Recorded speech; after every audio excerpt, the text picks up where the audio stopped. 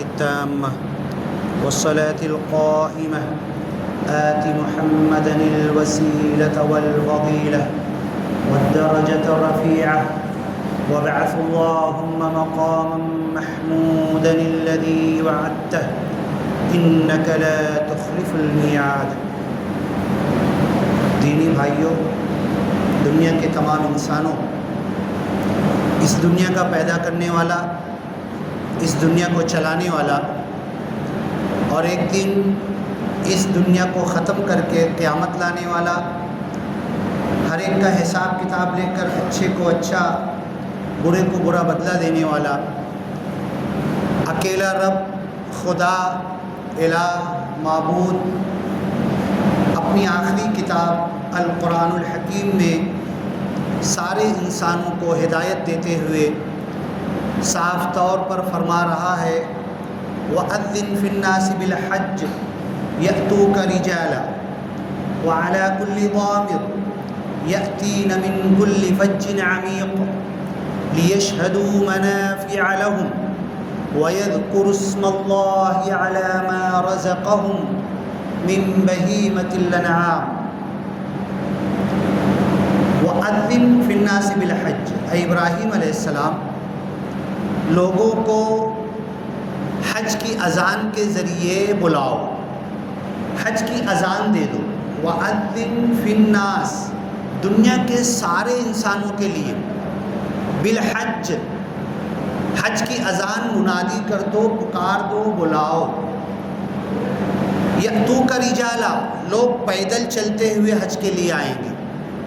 وعلی کل ضامر، اگر سواری نہیں ہوگی، ان کے پاس گھوڑا، گاڑی، اونٹ، کمزور، مریل، لاغر ہوگی تو اس پر بھی بیٹھ کر کعبۃ اللہ تک آئیں گے۔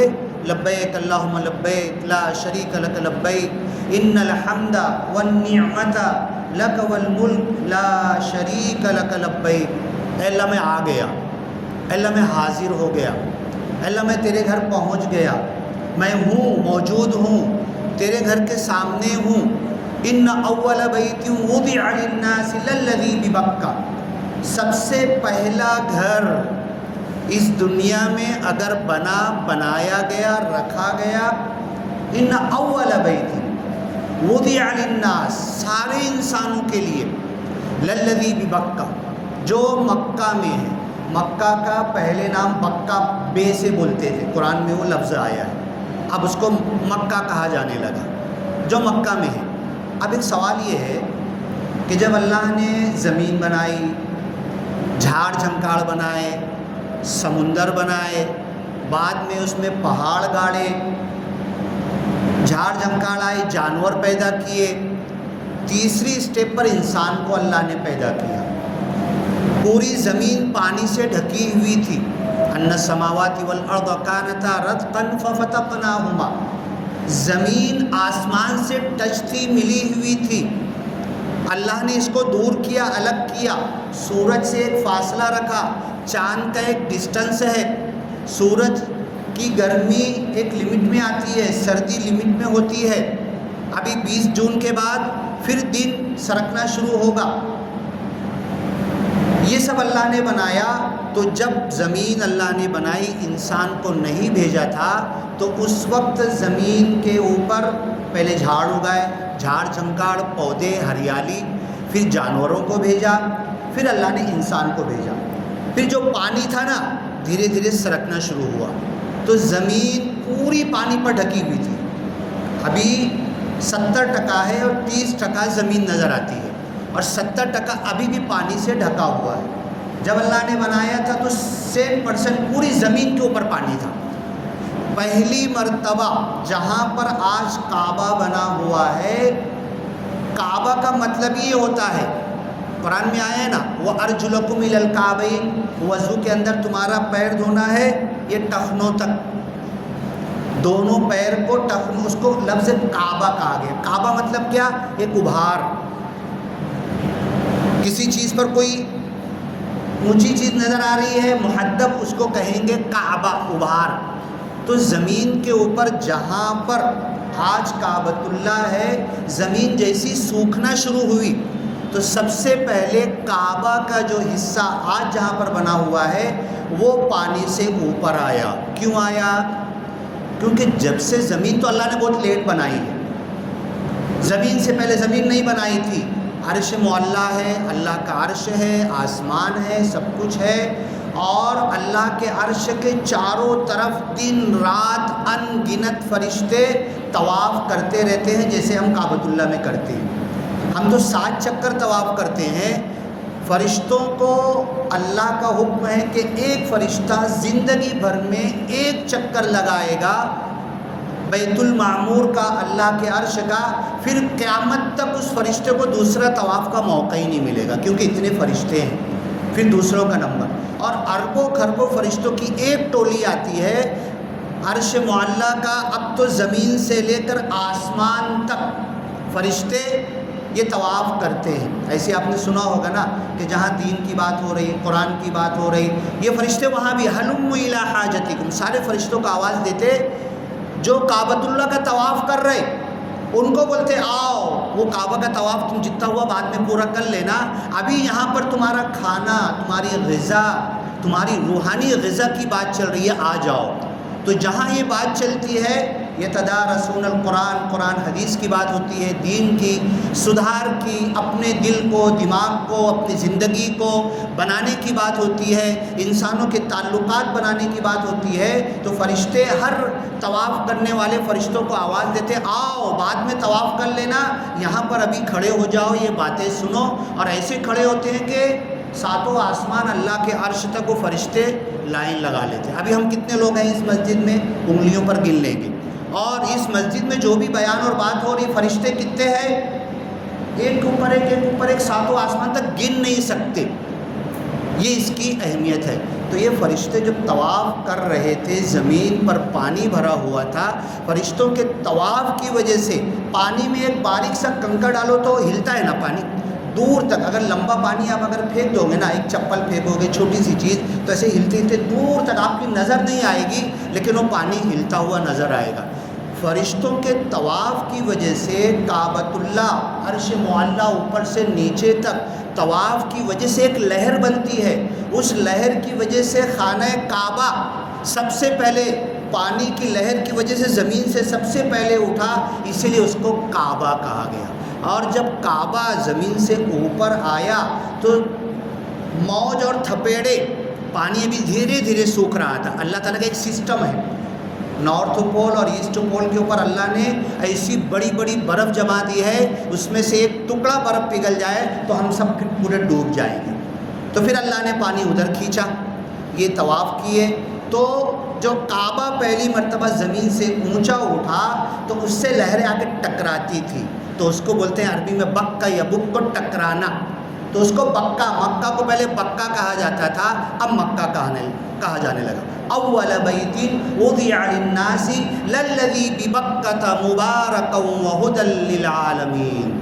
جو بکہ میں جو پہلا گھر، جس کا پہلا طواف طوفہا جمیع الانبیاء والملائکہ، ہر نبی نے اس گھر کا طواف کیا ہے، ہر فرشتے نے اس کو طواف کو، ایک چکر کا موقع ملے گا، ہمیں تو 7 چکر کا موقع. تو پھر وہ کعبہ کی جگہ آئی. اس کے بعد حضرت آدم سے لے کر پوری تاریخ ہے، 2 گھنٹہ لگے گا، کب کعبہ کی کیسے تعریف ہوئی، حضرت تعمیر ہوئی، حضرت ابراہیم نے کیسے کیا، پھر آج تک اللہ کے رسول کے زمانے میں کب تعمیر ہوئی. پھر اللہ کے رسول نے کہا، اللہ کے رسول کے زمانے میں جب تعمیر کی گئی تو مکہ والوں کے پاس پیسہ بہت کم تھا، چندہ نہیں تھا، جو حلال کی کمائی سب لوگوں نے لایا. اللہ کے رسول تقریباً 24 سال کے تھے، نبی نہیں ہوئے تھے. اسی تعمیر میں جھگڑا اٹھا تھا کہ اب حجر اسود کون اٹھا کر لگائے گا. تلواریں نکل گئی تھی، مکہ والے چھوٹی چھوٹی بات پہ گردن اڑا دیتے تھے، سالوں سال جنگیں ہوتی تھی چھوٹی سی بات پر کہ تمہارا گھوڑا سال بھر کی ریس جیت گیا نا، تو جس کا گھوڑا ریس جیتتا تھا وہ گھوڑا بھی قتل ہوتا تھا، گھوڑے کا مالک بھی قتل ہوتا تھا، پھر بھی ریس لگاتے تھے. اسی پر مدینہ والے جنگ لڑے تھے 100 سال سے زیادہ. تو چھوٹی چھوٹی باتوں پر اب حجر اسود کون اٹھا کر رکھے. تو جو صبح سب سے پہلے آئے گا، اللہ کے رسول سب سے پہلے پہنچے تو اللہ کے رسول نے کہا کہ سب چادر پکڑ لو. بڑے بڑے سردار سب چادر پکڑ لو، آپ نے حجر اسود اٹھا کر رکھا، سب لے کر آؤ، اور پھر اٹھا کر اپنی جگہ پر رکھ دیا۔ جب آپ 24 سال کے تھے، نبی بھی نہیں ہوئے تھے، تو اس وقت خانہ کعبہ کی تعمیر پھر اللہ کے رسول نے، حضرت عبد المطلب آپ کے دادا تھے، انہوں نے کہا جس کا حرام کا پیسہ ہے لے کے چلے جاؤ واپس، جو سامان دیا ہے، یہ اللہ کا گھر ہے، صرف حلال کی کمائی سے بنے گا۔ آدھے سے زیادہ سامان کم ہو گیا، سب واپس لے کے چلے گئے۔ نہیں بھیا، ڈرتے تھے، اللہ کا خوف تھا، مشرک تھے، بگڑی ہوئی دین پر تھے، اللہ کے رسول نبی نہیں ہوئے تھے، اللہ کا خوف ان کے اندر تھا، جتوں کی حرام کمائی کا تھا سب واپس لے کے چلے گئے۔ اب حلال کمائی سے جب بنائے تو کعبہ حتیم کا حصہ دیکھو آج تک چھٹا ہوا ہے۔ پہلے کعبہ اتنا پورا تھا، حتیم کا حصہ بھی کعبہ کے اندر شامل تھا، تو ان لوگوں نے کہا کہ پیسہ تو اتنا ہے نہیں، سامان تو اتنا ہی نہیں، اس کو چھوڑ دیا۔ اور اس کے بعد جو اوریجنل کعبہ حضرت ابراہیم نے بنایا تھا، اس کا دروازہ زمین تک تھا، ادھر سے لوگ گھستے تھے، 7 چکر طواف کرنے کے بعد ایک دروازے سے اندر، جس کو 2 رکعت نماز پڑھنا ہوتی تھی پڑھتے تھے، اور اس کے بعد اس دروازے سے 2 دروازے تھے باہر نکل جاتے تھے۔ اللہ کے رسول صلی اللہ علیہ وسلم 24 سال کے تھے، مشرکین مکہ کا جو سامان تھا، اب ان لوگوں نے، اس پہ بھی جھگڑا ہوتا تھا، کون اندر جائے گا، کون پہلے جائے گا، تو جھگڑا مٹانے کے لیے دروازہ اتنا اونچا کر دیا۔ آج بھی اگر ہم جائیں گے نا تو ایسے اونچے انسانوں کا ہاتھ پہنچے گا، ہمارا تو ہاتھ بھی نہیں پہنچے گا، دہلیز تک بھی نہیں پہنچے گا ہمارا ہاتھ، اتنا اونچا کر دیا۔ پھر یہ لوگ کیا کرتے تھے، مشرکین مکہ اوپر چل کے بیٹھ جاتے تھے، جو ان کا رشتہ دار آیا، قریب کا ہاتھ پکڑ کے کھینچتے تھے اندر، اور اس کو ادھر سے اتار دیتے تھے، اور جس کو نہیں چاہتے تھے ڈھکیل کے گرا دیتے تھے۔ تو اللہ کے رسول صلی اللہ علیہ وسلم نے کہا میں چاہتا ہوں میری حضرت ابراہیم علیہ السلام کے طریقے پر اس خانہ کعبہ کی تعمیر ہو جائے، دونوں دروازے نیچے آ جائیں، ہر ایک کو وہاں سے گزرنے کا موقع ہو، اندر بھی جائے، 2 رکعت نماز بھی پڑھے۔ اس کے بعد حضرت امام مالک رحمۃ اللہ علیہ کے زمانے میں حجاج ابن یوسف نے پورا خانہ کعبہ ڈھا دیا۔ حضرت عبداللہ بن زبیر تھے، اس کے بعد حضرت امام مالک، اس نے ایسا بنا دیا نیچے سے کہ اللہ کے رسول ایسا، حضرت زبیر رضی اللہ عنہ بنائے تھے، حجاج نے توڑ کے پھر اونچا کر دیا۔ پھر امام مالک کے زمانے میں لوگوں نے پوچھا کہ اللہ کے رسول کی مرضی تھی، حضرت زبیر نے ویسے ہی بنایا تھا کہ آپ پھر سے ویسے بنا دینا، تو حضرت امام مالک نے فتویٰ دیا خانہ کعبہ اللہ کا گھر ہے، کھلونا نہیں ہے کہ جب جو بادشاہ آئے توڑے، ایسا بنائے ویسا بنائے، اللہ کے رسول کی مرضی تھی، حضرت زبیر نے کیا، حجاج بن یوسف نے پھر بدل دیا، رہنے دو۔ تو ابھی تک حجاج بن یوسف کی تعمیر پر وہ کعبہ ہے، اور وہاں پر حج ہوتا ہے۔ وَأَذِّن فِي النَّاسِ بِالْحَجِّ يَأْتُوكَ رِجَالًا۔ ہے ابراہیم علیہ السلام، حضرت آدم سے لے کر کسی نبی کو حج کی اذان کا موقع نہیں ملا، صرف حضرت ابراہیم کو ملا۔ اے حضرت ابراہیم تم حج کی منادی لگا دو، اذان دے دو۔ حضرت ابراہیم نے دیا، دینے کے بعد رونے لگے، اے اللہ میں ہوں، میرا بیٹا ہے، تیسرا تو کوئی آیا نہیں گھر بنانے کے لیے، یہ اذان تو میں نے حج کی دے دی ہے، کون آئے گا؟ کہاں تک آواز گئی، کون سنا؟ تو اللہ نے کہا جو روحیں ابھی پیدا نہیں ہوئی ہے، جو روحیں کب 100,000 سال کے بعد قیامت تک آنے والی ہے، ان روحوں کے کانوں میں ہم نے ہے ابراہیم تمہاری اذان کی آواز پہنچا دی ہے، اور جن روحوں نے لبیک اللہم لبیک تمہاری اذان پہ کہا تھا، وہ اوریجنل میں حقیقت میں لبیک اللہم لبیک کہتے کہتے اللہ کے گھر کے سامنے پہنچ جائیں گے، ان کو حج اور عمرے کی توفیق مل جائے۔ ہم ہر پہاڑ کو نیچے کر دیں گے، تمہاری آواز سب تک پہنچا دیں گے۔ وَأَذِّن فِي النَّاسِ بِالْحَجِّ يَأْتُوكَ رِجَالًا، جس کی قسمت میں ہوگا پیدل چل کے آئے گا۔ ایک ماں باپ تھے، پیدل بھی نہیں چل سکتے تھے، بچے کو بولے ہمیں حج کرنا ہے، سواری تو ہے نہیں، پیسہ تو ہے نہیں، لیکن حج پہ جانا۔ اب اس زمانے کا معاملہ کیا ہے پتہ ہے، ہوٹلیں نہیں، پانی نہیں، جہاں سے گزر رہے جنگل ہے، ٹھیک ہے نا، پانی ملے گا کہیں کنویں سے کھینچ کے مشکزے میں بھر لیں گے، پانی تو پی لیں گے، چلتے چلتے جھاڑ جھنکاڑ پتے ملیں گے چبا لیں گے۔ من استطاع الیہ سبیلا، اگر کعبہ پہنچے تک مرے گا نہیں تو تیرے اوپر حج فرض ہے، پیدل نکل جا۔ یہ ان کے اندر، اور پہلی بات قرآن میں آئی ہے یأتوک رجالا، پیدل چلتے چلتے آئیں گے، وعلی کل ضامر، ہر لاغر مریل کمزور سواری ہوگی، پتہ نہیں کعبہ تک پہنچے گی کہ نہیں، مکہ تک، اس پہ بھی بیٹھ کے نکل جائیں گے، جہاں مری گری وہاں سے پیدل آگے بڑھ جائیں گے۔ تو ماں باپ نے کہا ہمیں حج کرنا، بچے نے آج کی مراٹھی بھاشا میں کاوڑ بولتے، ترازو کے جیسا، بامبو میں دو، ادھر ماں کو بٹھایا ادھر باپ کو بٹھایا، کاندھے پر رکھا اور لے کر چلا۔ یہ اس انداز سے بھی لوگ حج کیے۔ آج تو کتنا آسان ہو گیا، 4 گھنٹے میں بمبئی سے ڈائریکٹ جدہ ٹچ ہو جاتے ہیں، اے سی ہوتا ہے، وہ 4 گھنٹے میں 10 مرتبہ چاکلیٹ آ رہا، 2 مرتبہ کھانا آ رہا، پانی چاہیے، چائے چاہیے، بسلری چاہیے، فوراً لا کے فوراً دیا جائے گا۔ حج تو وہ تھا اس زمانے میں، وَعَلَى كُلِّ ضَامِرٍ يَأْتِينَ مِن كُلِّ فَجٍّ عَمِيقٍ، خالی قریب کے نہیں، مکہ مدینہ کے قریب، اہل عرب نہیں، پوری دنیا سے لوگ آئیں گے، دور دراز کے علاقے سے۔ کیوں آئیں گے؟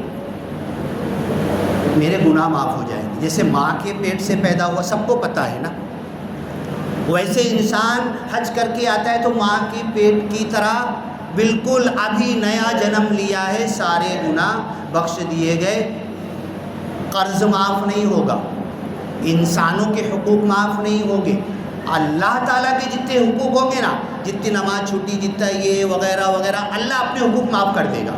تمہارا 10 روپیہ ہے نا، نہیں معاف ہوگا، تم کو میں نے دل دکھایا ہے، ستایا ہے، نہیں معاف ہوگا، وہ بدلہ چکانا پڑے گا، نہیں تو قیامت میں دینا پڑے گا۔ اور قیامت میں پھر کیا ہوگا کہ جب اللہ تعالیٰ بولے گا چل بھیا تو حج کر کے آیا، تیرے پورے گناہ میں نے بخش دیے، لیکن یہ رحیم بھائی ہے، یہ کریم بھائی ہے، یہ تیری گلی کا دیپک ہے جس کو تو ہندو کہتا تھا، یہ کرسچن ہے، یہ ریلوے میں ایک بار ملا تھا، تو نے اس کا دل دکھایا، سب کی لائن لگی ہوئی، دیکھو کیا بول رہے، سن، تیرے کو تو میں نے جنتی گھوشت کر دیا، فرشتوں اس کو جنت میں لے جاؤ، یہ لائن لگا کے کھڑے ہو جائیں گے، کریم بھائی، علیم بھائی، جاوید بھائی، دیپک بھائی، نہیں، جب تک میرا حق اس سے لوں گا نہیں نا، اس کو جنت میں مت لے۔ اچھا چل ٹھیک ہے، حق مانگو، ایسا کیا تھا میرے ساتھ، کیا چاہیے، وہاں تو روپیہ پیسہ نہیں، چل نیکی دے ان کو، چل نیکی دے ان کو، سب لائن ختم نہیں ہو رہی۔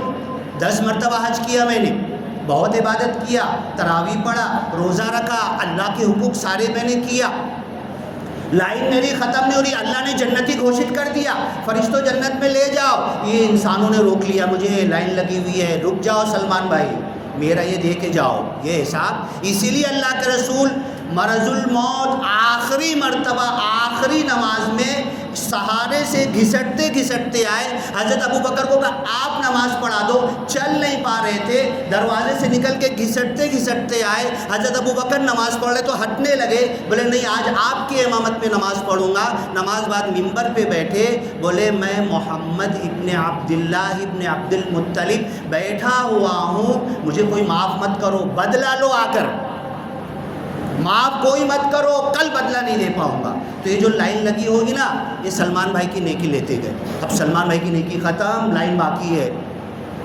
پھر اب کیا کرے گا، کچھ دے نہیں سکتا نا کچھ لے، اب کیا لے، ان کے گناہ لے، ان کے گناہ لے۔ اب سلمان بھائی کے اوپر یہ لائن باقی ہے، سب اپنے اپنے گناہ ڈال رہے ہیں، زندگی میں جیتے جی ایسے دل دکھایا تھا، یہ کیا تھا، مارا تھا، گالی دیا تھا، ایسا کیا تھا، پڑوسی تھا، بیوی بچے گھر بار ماں باپ سب آئیں گے، سب لائن میں کھڑے رہیں گے، اب گناہ سارے ثواب تو ختم، اب یہ نیکی میرے سر پہ ڈالتے ہیں، اپنے گناہ ڈالتے ہیں، نیکیاں تو ختم۔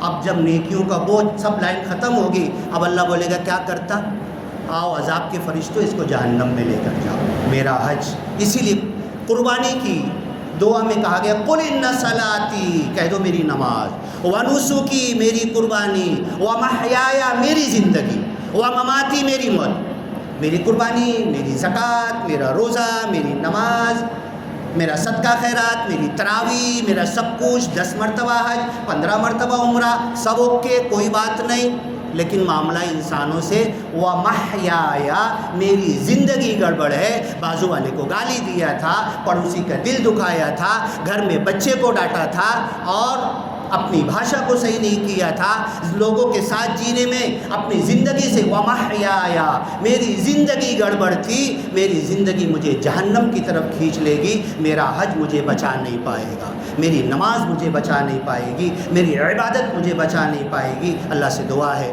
کہ اللہ تعالی ہمیں یہ جو قربانی کی دعا میں پڑھتے، میری نماز، میری قربانی، میری زندگی، میرا مرنا، میں مرا کیسے، کتوں کا دل دکھا کے مرا، بس اگر یہ صحیح ہو گیا نا تو اللہ تو یدخل من یشاء فی رحمتی، جس کو چاہے گا اپنی رحمت میں داخل کر دے گا۔ اللہ سے دعا ہے، بولنے اور سننے کے لیے بہت ہے، اللہ عمل کی توفیق دے، اللہ میری زندگی سدھار دے، ایسی بنا دے کہ لوگوں کے لیے نمونہ بن جائے، میں نیک بن جاؤں، لوگوں کے ساتھ میرے ویوہار، میرے تعلقات، میرے لین دین صحیح ہو جائے۔ بارک اللہ لنا ولکم فی القرآن المجید ونفعنا وإیاکم بالآیات والذکر الحکیم، انہ تعالی جواد کریم ملک بر رؤوف رحیم ورب حمید۔